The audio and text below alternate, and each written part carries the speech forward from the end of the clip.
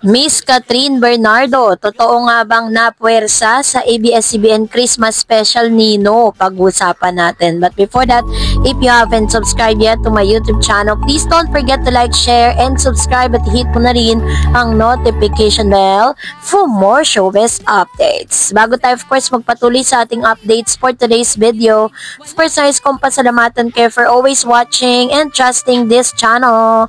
Thank you so much sa inyong laging panonood at palagi ang pagsubaybay sa mga updates po natin. Maraming salamat po.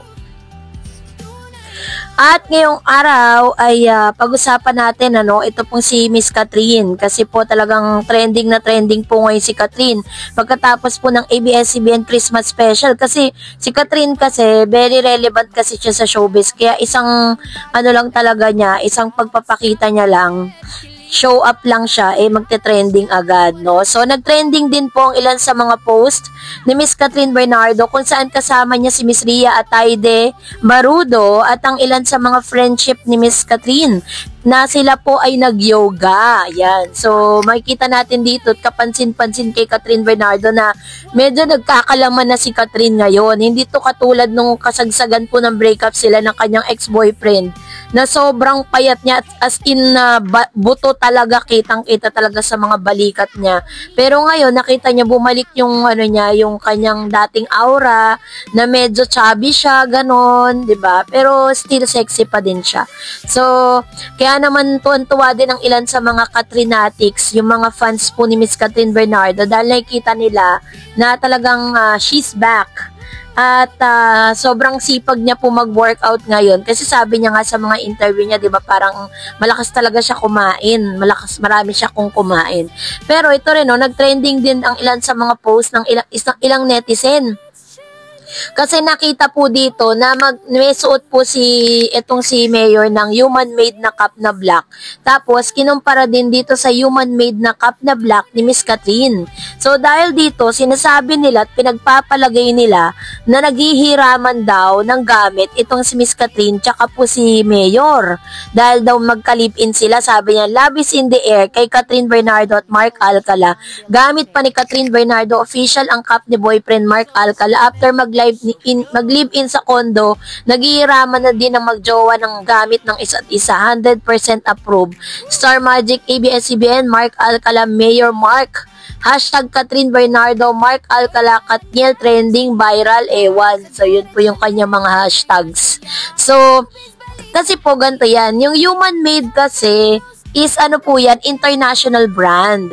No, ang human-made, it was human-made cups are popular Japanese streetwear accessories from the brand founded by Nigo, known for vintage vibes, quality, and iconic graphics like hearts. Available directly from their official Japanese site, which means international brand po yung human-made na yan. And everybody has na ito pong cup nito, meron silang sariling cup, and international po siya nabibili online, pero wala pa po siyang talagang physical store sa Pilipinas. Kaya possible talaga na very rare lang siya, pero yun nga, magkakaroon sila ng katulad, syempre, kasi available naman talaga siya at kahit sino pwedeng magkaroon yan. Pero yun nga lang, may kamahalan.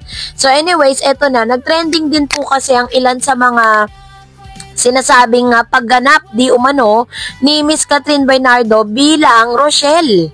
No, dahil sa magkakasunod na super successful reunion concert ng Sex Bomb Girls na Get Out, the Sex Bomb concert sa Araneta Coliseum December 4 at SM MOA Arena December 9, ay biglang nagbalik sa alaala ng solid fans ang afternoon drama serye noon ng grupo ang Day 17. Sa nasabing concert kasi, naging emosyonal hindi lang sa Sex Bomb Girls, kundi maging ang mga fanay ng kantahin ng grupo ang theme song ng iba't ibang season na hit series nila habang pinapakita ang mga eksena ng Day 17 sa LED screen.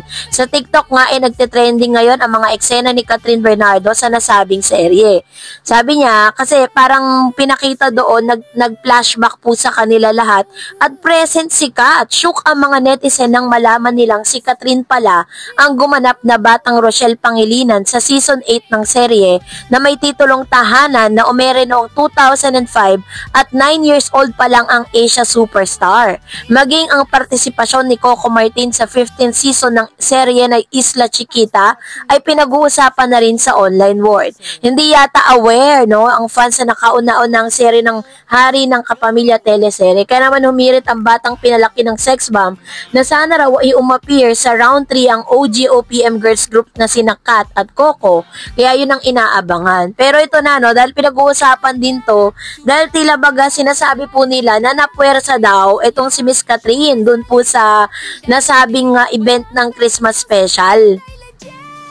Sabi diyan, tila sigurado ng tutulong si Catherine Bernardo sa pelikula ni Vice Ganda ngayong Metro Manila Film Festival 2025. Mapipilitan si Catherine na magpa-black screening ng nasabing movie dahil pinwersa siya ni Vice Ganda na magsagawa ng special screening para sa latest movie. Idinaan kasi ni Vice sa mikropono ang announcement niya na magpapa-black screening daw si Catherine. Viral nga ang video sa X na dating Twitter kung saan magkakasama sina Vice at Catherine sa stage sa Ignacia Christmas Special. Kasama na rin ang ibang mga talent ng network para sa closing program. Maririnig ang boses ni Vice na sinasabi nito ng malakas, magpapa-black screening po si Catherine Bernardo. Wala siyang choice. Ha ha ha, sabi po ni nito si Vice Ganda. Dahil na-commit na ni Vice or ni Catherine nakomit na ni Vice si Catherine sa posible, nagulat din sa announcement na wala namang kaduda-duda na gagawin ito ng box office queen. Matagal nang magkaibigan ng dalawa, barya lang ang magagastos sa screening sa lahat ng mga nakukubra ni Catherine sa mga project nito sa showbiz at endorsement. Aliw na aliw naman ang mga netizens sa panibagong pambubudol ni Vice kay Catherine dahil walang magagawa ang kanilang persahan kundi ang komedyante lamang na hindi ma-offend ang sino man. So, dahil dito, dahil po dito sa sinasabi po na parang tila hindi na naka-atras si Miss Catherine dito. Kasi alam naman natin na yung nanay po ni Miss Catherine, siya po ang siya po yung parang sinasabing producer ng movie ni Miss Angelica Panganiban, 'di ba? Kasi siya po yung Anne Mary na kasama rin sa 8 official entries ng 51st Metro Manila Film Festival. So, sigurado rin naman na magpapa-black screening din si Kat ng pelikula ni na Angelica at Sanjo. Bukod sa producer nito, ang nanay niya ay close rin siya sa mga bida ng Anne Mary. Going back sa pa-black screening sa Call Me Mother, natutuwa ang mga fanay ni Dadin dahil kahit pinagtatapat at pinag-aaway noon ng ex-girlfriend ni James at Catherine, susuportahan ng ex-girlfriend ni Daniel ang pelikulang yun. So, tapos na po talaga tapat ang Catherine at Nadine, no? Anyway, marami namang naaaliw sa closeness at batuhan ni Kat at Vice, jokes habang magkasama sa Kapamilya Christmas Special, kaya sana raw sila naman ang magsama sa MMFF next year. Huli silang nagsama sa pelikulang Sister Akas pero supporting lang si Kat sa movie nila ni Vice at Ai at Chris Aquino ang mga bida sa nasabing 2012 Metro Manila Film Festival entry. Kaya dapat na silang mag-reunion at parehong bida na ha, bongga.